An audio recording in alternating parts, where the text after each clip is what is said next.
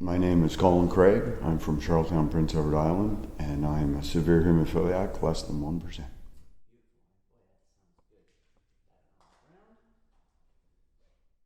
My first question is going to be, when did you first become aware that you had a bleeding disorder? In my early childhood. Yeah. Can you tell me a little bit about some of the very first memories?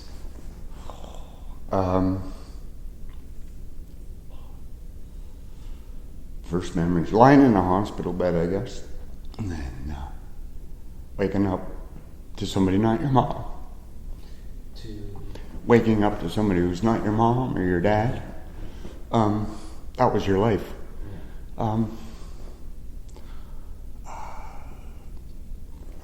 For me, I put a lot of it away. Oh, I shouldn't do this. This is tough.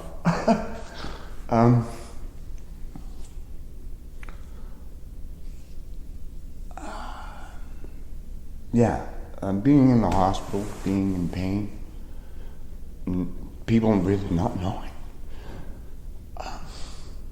I knew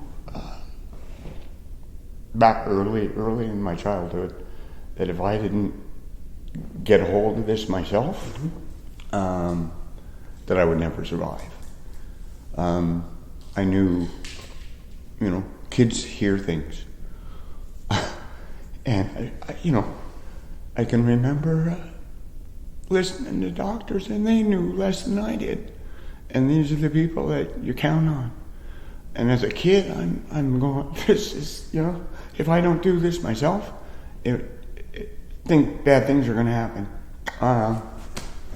So my poor parents, I was tough. I played hard and I worked harder.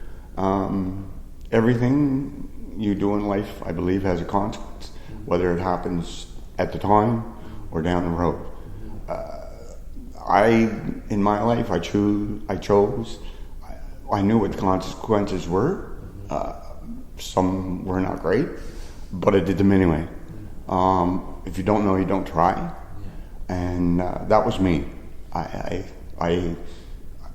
played hard. My parents used to hide my baseball bat and glove in the freezer, so I couldn't go play ball. I knew where it was, and I would sneak out and get it before I went to school. And then after school, I would put it back. And, I would have bleeds, and, how did it happen? I have no idea. So that was my early days as a child. Can you tell me a little bit about what treatment was like when you were young? Oh, treatment. Let's see. It was whole blood very early on. Can you just describe it? Do you remember anything about that process? I can remember being in the hospital and lying in bed, a crib, basically, a jail cell. Mm-hmm. Those bars.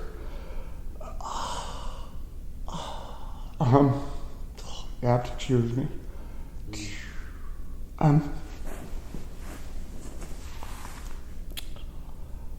You sat there with a bag of blood dripping. And that was your day. Then you went home if you were lucky, or you were in the hospital, and the next day would be the same thing.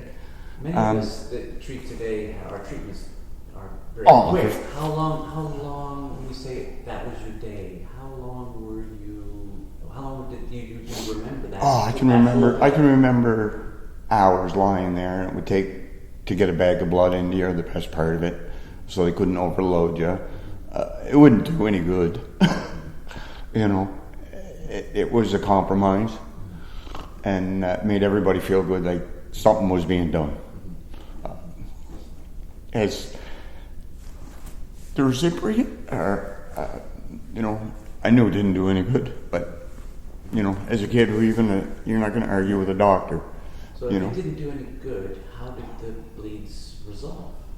You basically stopped after a while, and there go in my generation, most guys get bum knees or bum ankles and bum elbows, and it's from consistent bleeding. When I got older in life, I realized that if you factor a whole lot, you can shut a bleed down pretty quick and get on with your life. And, to this very day, hematologists cringe at me because I over-infuse, but I don't stop for a bleed. I trudge through it, and that's who I am, It's like a door. I'm going through it. I'm not going around it. I'm going through it. And I took that mentality with my life. Like, it's tough. Some days are tougher than others, but you trudge through it. Do you remember what it was, you had memories of conversations with parents when you were young? I'm trying to focus just again on the first, let's call it early 10 years of your life.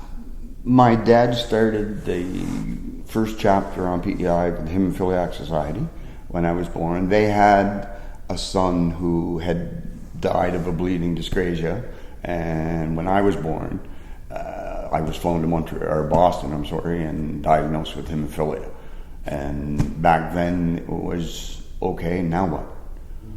And my parents were told, you'll never see him go to school. Here I am. What was it like at school?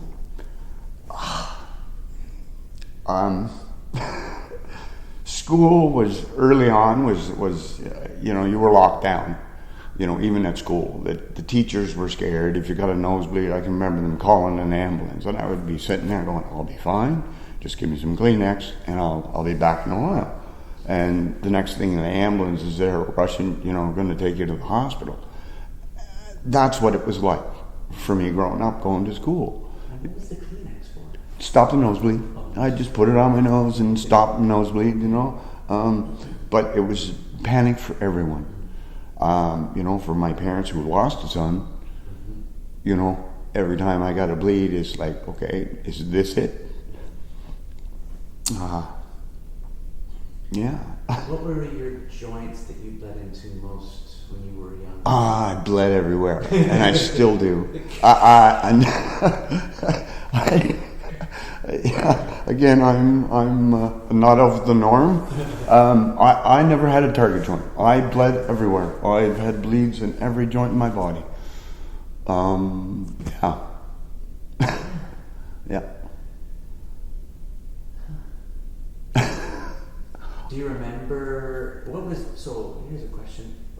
What was the first bleed that, or do you have a memory of an early bleed? Oh God, yeah. My right knee was, back then, I guess if you wanted to say it was a target joint, but I bled everywhere, but it was my favorite spot to bleed. I can remember it like the size of a football, and the heat and the pain and that would be a week at a time or more, but I somehow overcame. So maybe tell me, what is it like, let's just go straight forward to today. What does it feel like to have, despite being born in a time when we weren't expected to live, despite living through the tainted blood crisis, you're here.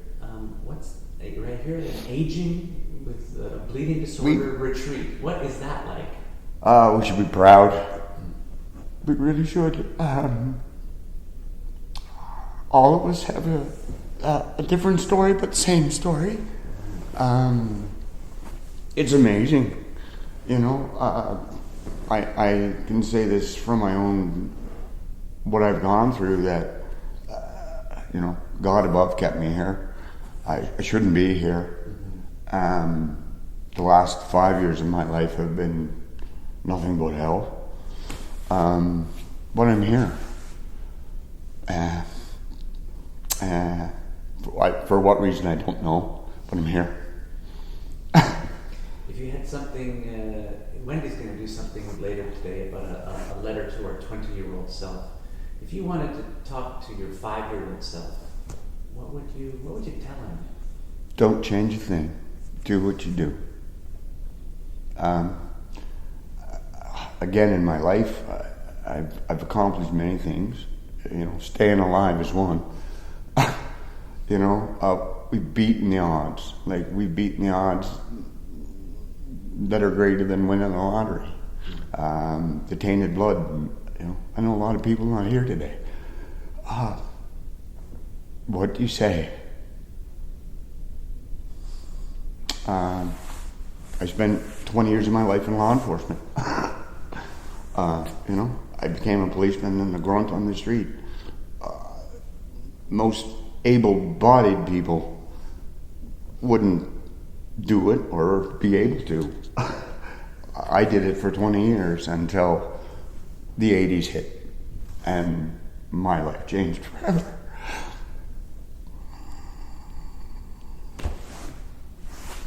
Nah.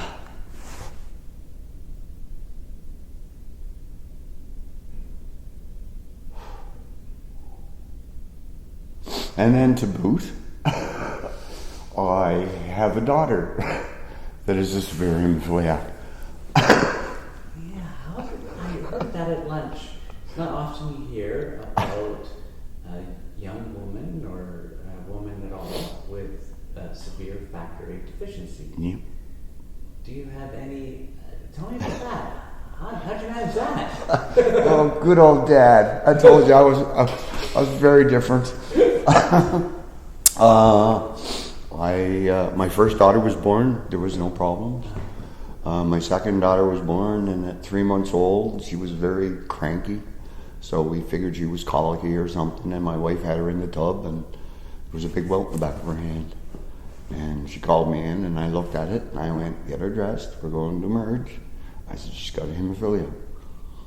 And we arrived at emergency, and the merge doctor is the guy I went to school with. I told him, he looked at me like I was nuts, and he said, "Colin, it's not happening." And I said, "Well, I know it is." 2 hours later, he said, "You got an appointment tomorrow morning at the IWK in Halifax. Your daughter's got hemophilia." Wow, that's some kind of reverse genetic lottery, because that's extraordinary. What we have is rare. Yeah. What she has is extraordinarily rare. Yeah. And so that threw a whole different wrench into my life. Mm-hmm. Now I had a girl that was bad enough for us boys that they still don't know some stuff. Yeah. And now I have a girl that we're going, woo. You know, and as she got older and became a woman, there were no answers out there. We had to learn them on our own. So it's always been a learning curve for me. And if there's one thing that I've given her is, don't ever give up.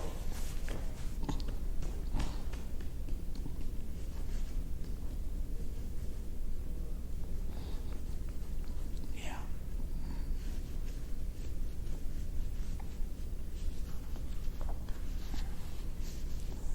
Thank you. You're welcome.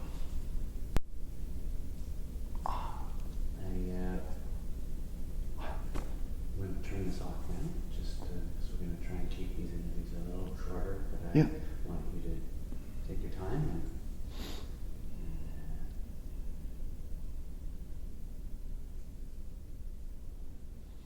I didn't mean to cry for most of it. I'm sorry. I apologize. No. Why would you apologize for that?